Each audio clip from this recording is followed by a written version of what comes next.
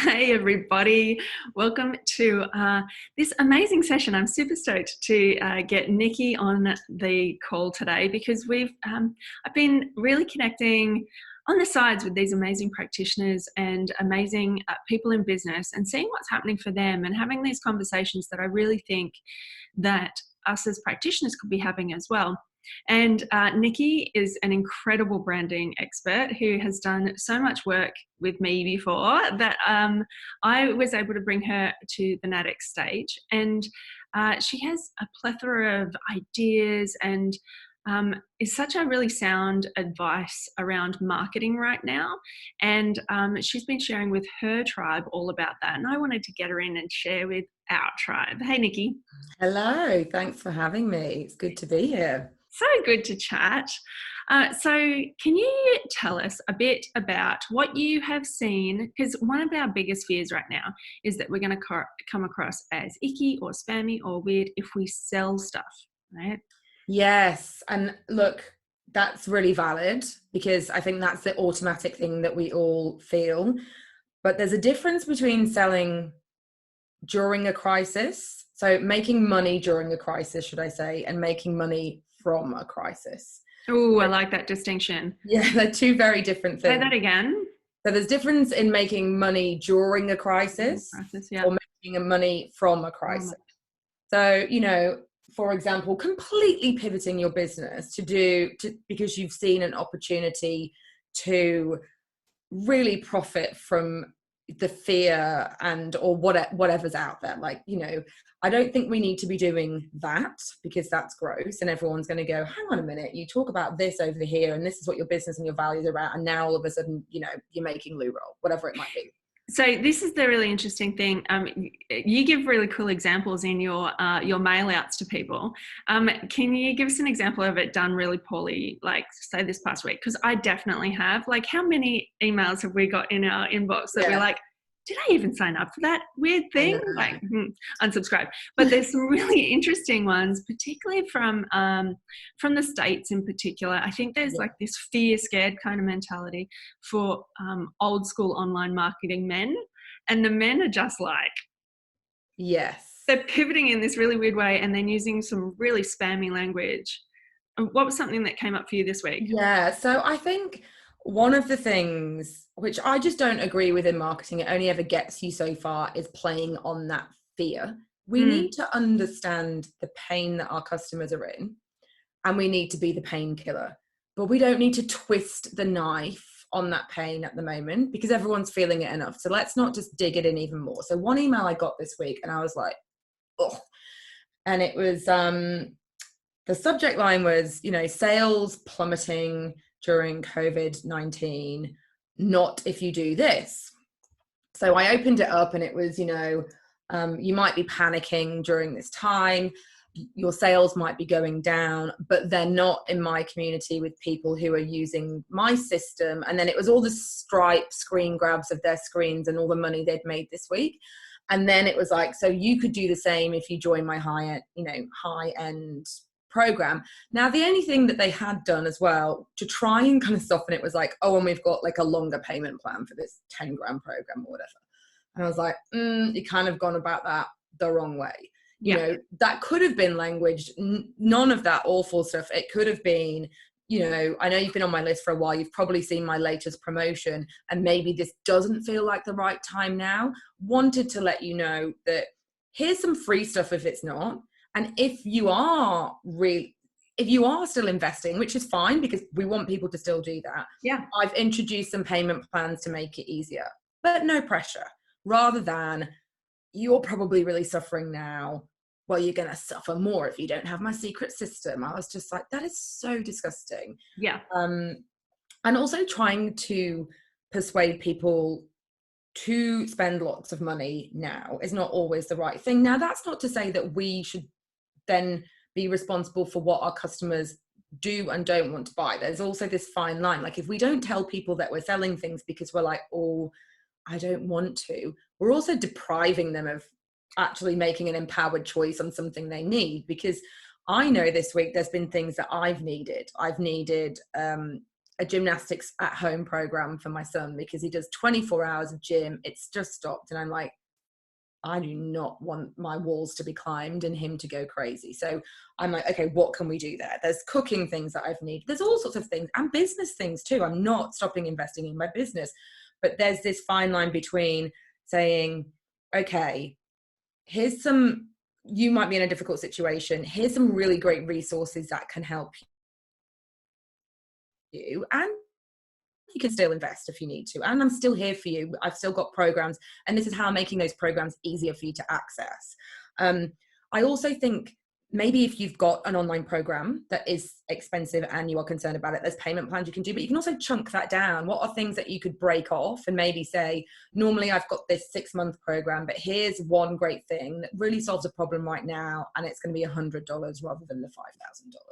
Yeah, and we've talked about that before, the splintering effect, and how can you just splinter off a little bit of the big log, so that, because people can't put a whole log on the fire at the moment, but how can you give them a splinter of it so that they can actually take a bite-sized chunk that it'll be actually really useful for them right now in the situation that they're having. Especially, I was only talking today about nutritionists are really well placed, and I think there's a thing where we think, oh no, we've got to do it the old way. We've got to sell our one-on-one consultations and it has to be online now. We've just got to make that move, and that's enough of a pivot.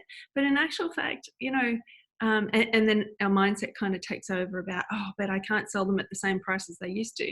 You're doing the exact same thing. You're sharing the exact same information, and the level of professionalism and knowledge that you have, you're just doing it online. But there's chunks of that, even the one-on-one consultation, that you would do with everybody, like taking people's past 24 hours and seeing what you could swap things for. When it comes to food, you're doing things like teaching people about how to make a better meal at dinner time or better breakfasts anyway. So why not either splinter those out as freebies or splinter them out as a little package, so that more people are, if they are only spending money on bills and food, like if we're talking about the people who've lost their jobs and all that kind of stuff, they need to know what to do with their food. If nothing else, we need to know what to do with our food. And people are still, I think, happy to make low cost investments, both in business and in life. Absolutely. That we know we need. And I think if it solves that immediate problem, there is absolutely, you should have no hesitation in doing that. And I also think that right now, the people who continue to be present and continue to show up are the people that will be remembered later on. So I just want to hallelujah that one, because now is not the time to just disappear. Now is absolutely, if you can do nothing else, you need to show up and share what is in your head, because in 6 months' time, when it all comes through, if you were to just show up back again then, it's not the same as being the trusted advisor who held the space for the next 6 months or 6 weeks or whatever it happens to be. If you're not there, you're not there. We can't trust you in the end. Yeah, and I think it's also, it's okay to be completely imperfect in that time, because we all are.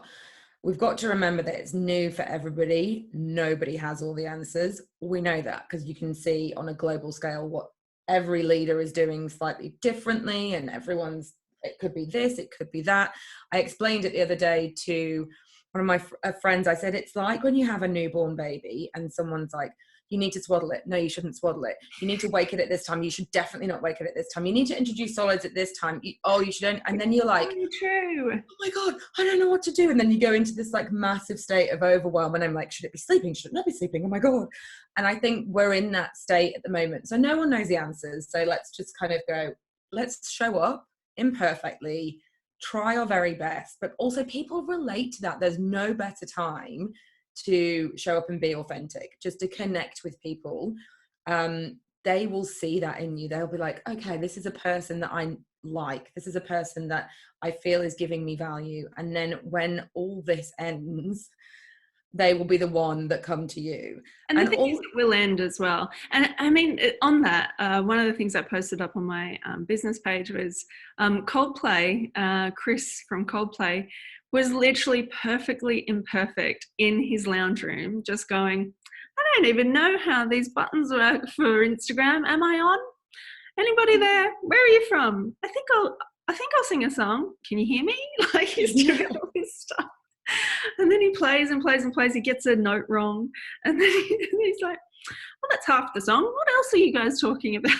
Yeah. And it has endeared me to him in a way that I had never connected with Coldplay before, that the next time he brings something out, I will be there because of the way he's made me feel in a situation where I really needed to feel connected to. Yes. And also because we're all at home, we are on our devices more than we probably should be. And we need that, break in our day from hearing press conferences and doom and gloom and seeing another human and feeling like, oh gosh, they're talking about, something I could do with my nutrition, something I could do with my health.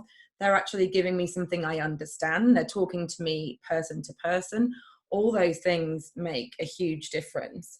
And I remember in the beginning of my business when I felt like, when I first started out my business, you've got this initial stage where you feel you're sowing the seeds. You're just doing the list building, you're doing the putting yourself out there, and you're not getting that much back. You're kind of like, I'm doing all the things, but I'm not getting much. And then afterwards, you get the snowball effect where, or I'm mixing my metaphors, but whatever, when the stuff starts to grow. Builds and builds and builds and builds. So treat this time as a time to be sowing the seeds. Like, this is the time to do that. And then when, we'll come to perfect. Perfectly imperfect. Mine's going to join in a minute. Or the kids will come in.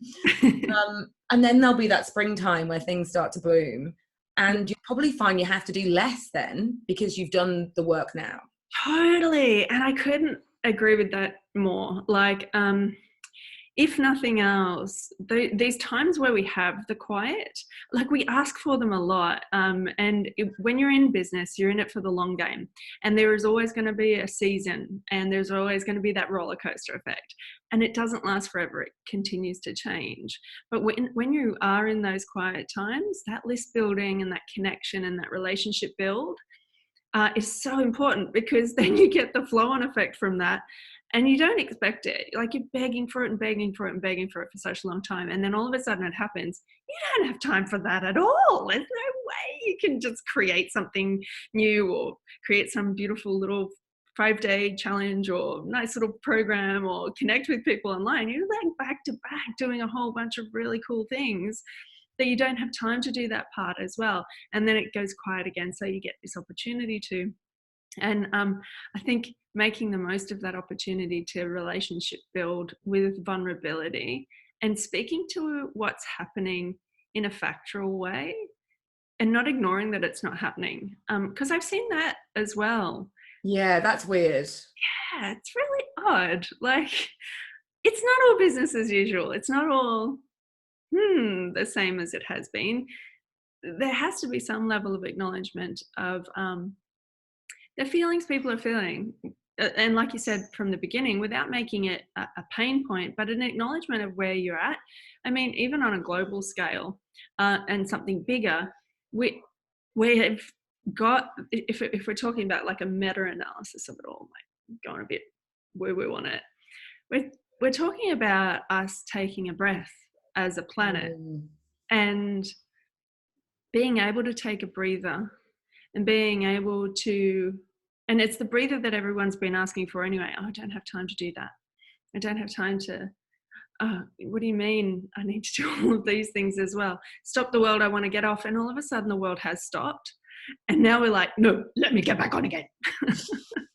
It's so true. Like, I can't believe how many times, I'll have conversations with my mum and she says to me, I can't believe you just run around. You've got one kid in gymnastics 6 days a week, another one in cheer and dance and sports 5 days a week. And you're constantly chasing your tail. And you're always like, we just want to spend some time together, some quality time. And now we are in the quality time together. We've actually just done something completely off business fun last night, which my daughter came up with. She said, let's get a jar. Let's all write 3 or 4 things that we'd like to do, in our day. And then each day we'll pick one out and whoever that is will do it. So it could be like doing the family yoga, class, or Yep. walking the dog, or like baking a cake, or whatever it is. And we're all kind of choosing one thing each day that we can do together, I which is love that. really a really nice thing to do. And I'm like, gosh, it's quite sad in a way that it takes something like this for you to stop and do things. I agree. And we've been having afternoon backgammon. Murray and I have been having afternoon backgammon. And then because of that, the flow-on effect is we have a game at dinner. Now, we used to do that maybe once a week, a game, like a board game over dinner, but now it's every night because we get to, really connect in a way and take the time to do it. It's really cool. Yeah. There is something as well in branding that we talk about, the power of constraint. There's a really great book, actually. I think I've got it on my shelf. I've got it here. I've always got it around. It's called oh my gosh, that's my favorite branding book ever. Yes. And it's the only one that I still have. It's great, and it's really simple. And I think a lot of people find, brand a very difficult concept to understand. And this is really a great book. It's an oldie but a goodie. And they talk about the power. You can get it on Kindle as well. I've got mine on Kindle. Oh, you did? Oh, great, because I've just got this hard copy, and it's a very old one, and I wasn't sure where you could get it. And at this time, we are in an enforced constraint. And that often helps us. One thing that most people struggle with is focusing their brand, focusing their message, clarifying their voice. And now we're kind of forced to, because we can't do all the things.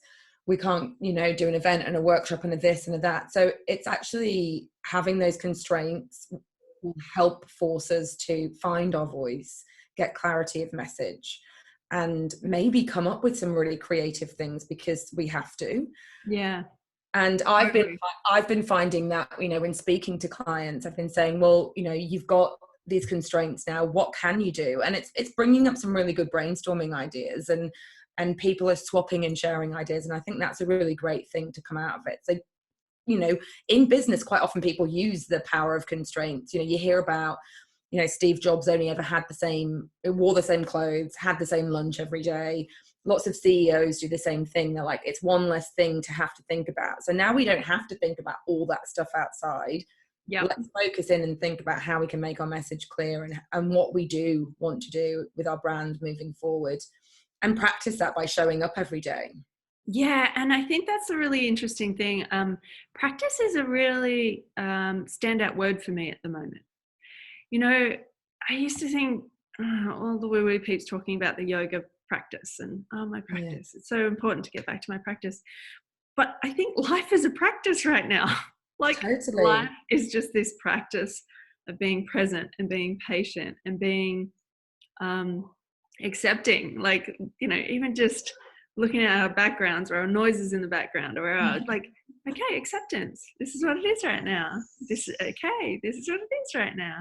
And when it comes to showing up online, being perfectly imperfect in the spaces and places that we are showing up, and practicing showing up, practicing what message we want to share, practicing what it looks like to be on video versus any ways that we might have been maybe hiding a little before.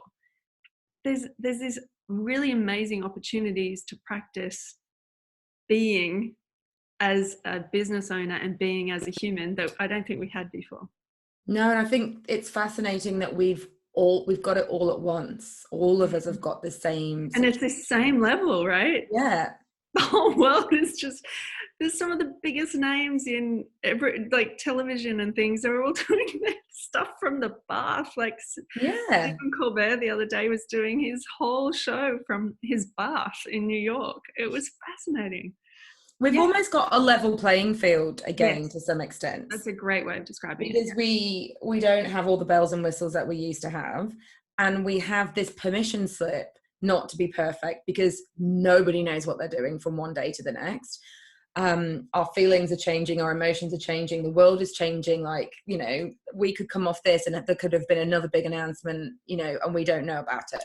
Yep. So I think everything is changing so quickly. It's almost like, give yourself permission to mess it up. It's okay, because everyone's doing it. So rather than there being oh, I'm here and that person's perfect. We're all stuck in a house with kids, with Zoom, with technology. You know, there's all the different things that are happening, and it's okay. Like, I haven't even brushed my hair today. Normally I really should do something with this hair. I'm like, whatever, it's fine. And I think it's the thing about showing up anyway. Whatever you feel like, how you can be a contribution, a positive contribution to the conversation, do that. Yes, 100% agree. I wanted to ask you a question though, if that's okay. Yeah, of course. Because I'm going to share this with my community about any kind of mindset tips that you have during this time. Because I know that one of the things that people are struggling with is obviously the fear and the anxiety of an uncertain situation. And then the mind gets the better of them and they think it's a catastrophe, the economy is going to collapse, I don't know what to do, and then they just retreat. So do you have any specific kind of things that you think people can do to help with their mindset? Yeah, so the first is acknowledging it. It's in a really similar situation to marketing, to be honest. First is acknowledging it. Ignoring it and pretending it's not there doesn't help. It's kind of this weird, like elephant in the room scenario, or how I describe it is that something's trying to pierce through, and we're just trying to strangle it or cover it up. And so the thing can't beautifully grow into what it's organically trying to be if it's trying to come out and lift for a reason. At the moment, we're going through waves and waves and waves of anxiety and happiness and freaking out and worrying about everyone else. And there's this collective field of emotion happening. And we are all in it together. Plus, the beautiful thing about electronics is the energy. I'll go total woo-woo on here. The energy that we have is actually shifted through particles that go through the energy of our devices. Like, they're all made of energy and they're picking up energy signals from everywhere else. So there is this collective energy that we're all tapping into. So part of it's about knowing that everyone's feeling the same way, knowing that you're not alone in it, and that you are going to have ups and downs, and we're all riding the roller coaster together. It's also knowing that it's not going to last forever. Now, we've seen the first wave through Wuhan, and it's called first wave for a reason. There will be a second and a third, and possibly something else kind of wave. That's what happens with viruses. You know, my background's as a pathology and naturopath and a laboratory scientist, so I know a little bit about it. I'm not an expert, but it does come in waves. And as a naturopath, we often treat these really sticky viruses, ones that just hang around, like glandular fever and things like that. They come back in waves in really weird and wacky ways. And so not only will it happen for us as one-on-one humans, it'll happen for the population. There'll be smaller waves later, but the wave ends. Like, it's come to a fairly nice, you know, it's crested and it's come back down again in Wuhan, and the same thing will happen all over the globe. So you have to know it'll end. Positive anticipation is a really big deal for the humans. We need to know that there is a solution. We need, you know, the superhero to win. We need good to conquer evil. And it's something that our psyche holds on to. And it happens all the time. So not only do we need to make sure that we acknowledge it, that we know it's going to end, we need to focus on what we can do.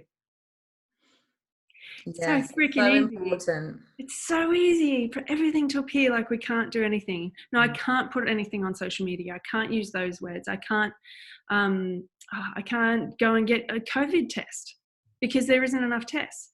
I can't go and I can't change anything about the politicians because there isn't any. I can't like that attention. If you pay it attention, that's where the energy flows. And if you can pay attention, like, you're literally paying your attention, because you got a million moments in a week, and you're paying with those, and you either invest them in things that you can do, because then your attention will come back to you, or you spend them willy-nilly and then you're all out of it, and then you're feeling all grumbly and yuck because you paid attention to all of these things that you can't do. So, and that's what I was saying to you before. I did that for the first time on Sunday. I'd been everything, you know, felt fine. You know, it felt weird and new and strange, but I was like, everything's fine. Everything's always going to be fine. I trust in that. And then all of a sudden, it must have been something that I heard. I think it was something I heard in the press conference about, you know, it's going to last for months and this is not going to be the first. And then all of a sudden I was like, ugh. And I caught myself and I let myself feel it for a while. And I said to my husband, I'm feeling really freaked out. And he's a problem solver. So he was like, you know, well, and I'm like, no, I don't need you to solve it. I'm just letting you know this is how I feel right now. Yeah. And also, interestingly, you know, talking about brand and talking about story, I acknowledge to myself that we are at that point. The story hasn't ended. We're at that kind of almost climax point in the movie. Yes. It's the script of this. Like we've heard about the disaster. We've met with the villain.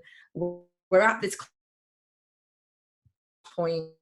We haven't overcome the villain yet and come out the other side. And we're all sitting there like this and going, please don't let the train crash. Please don't let the train crash. We are. And I think we have to acknowledge that that's the point we're at the story, and that we are going to be over it. And it's so good to hear you say acknowledge that, because my first kind of, I guess my first thought was, I just need to not feel this. I shouldn't feel this. This is silly. I've got to get rid of it. And when I let myself feel it, it did pass more quickly, because I was like, okay, I've acknowledged that I've got this feeling in my chest. I've acknowledged those thoughts. I always go to some kind of worst case scenario and realize it's not that bad. Yeah. And then I started to come out of it. So yeah, it was good. Yeah. An old mentor of mine, who's actually a comedian, what's his name? Kyle Cease. He talks about everything that all of our emotions are coming up like helium balloons to be let go of. And what we do with them is we collect them and we try and hold on to all of these helium balloons going, no, I'm going to like look at it and I'm going to pull it apart and I'm going to look at it from every different angle. And all it's doing is getting ready to get up for you to admire what it was and where it was in your life and to let it go. And then once you've let it go, there's this opportunity to keep hanging around, but instead like do something new, because you're not holding on to like a million balloons wondering what to do with them. And so every time something bubbles up to the surface, we have the opportunity to either keep holding on to it, but acknowledge it, notice what wisdom it brought for us, and then let it go. And then something else is available to us, because we're not sitting there like attached to or pushing away a whole bunch of balloons that we're trying to keep down. Yeah. So true. That's such good advice. There was something else at the end there around what you can do. And in some moments, what you can do is make a cup of tea. You know, it can be that. You just, okay, right now, I can make a cup of tea. Sometimes it's, right now, I can get on and have a conversation with somebody and we can talk this through and acknowledge the balloons that we all have at the moment. Yeah. And sometimes it goes into, how can I hop on and do a Facebook Live, an Instagram story, or create an entire e-course in a weekend? Yeah. Because that's what I can do right now. I can't go and see people. I can't go and do this stuff, but I have a white wall or a sheet or a shower curtain, and I can sit in front of my computer and I can share something in this moment. And I think there's something about the can do this, can do that, there's a control that when everything is out of control, we can get a level of control back, either through something as small as a cup of tea or as big as creating something that's going to be of service to people. Oh, that's fantastic. That's really helpful. I know loads of people will get help from that. Yeah, cool.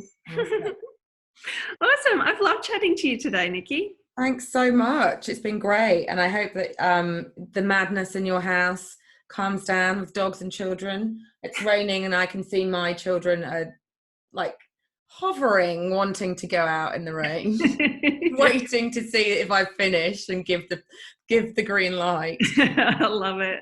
Well, I hope ease comes to your house as well, especially with trying to replace 24 hours of gymnastics. Yes. Maybe I'm going to become really bendy and fit during this time. Well, there's an idea. I know. I said maybe he can teach us all how to do. I can't hold a handstand, so I'm like that could be a really good goal for the next few months. I can do a handstand against a wall, but I can't hold it. I love that. So That's one of my favorite things to do. I love going upside down. I do handstands against the wall.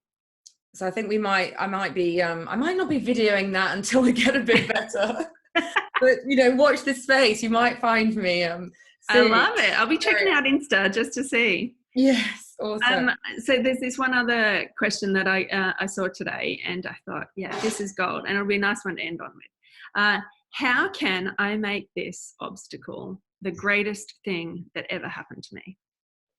Oh, wow. Obstacle, the greatest thing that's ever happened to me. Yeah. I love that. Me too. That's beautiful. That's a really nice thing to end on. And I'm going to think about that today. That's actually something I might write on my whiteboard. Yeah, we got it on a mirror. Awesome. Thanks again, Nikki. Thank you. See ya.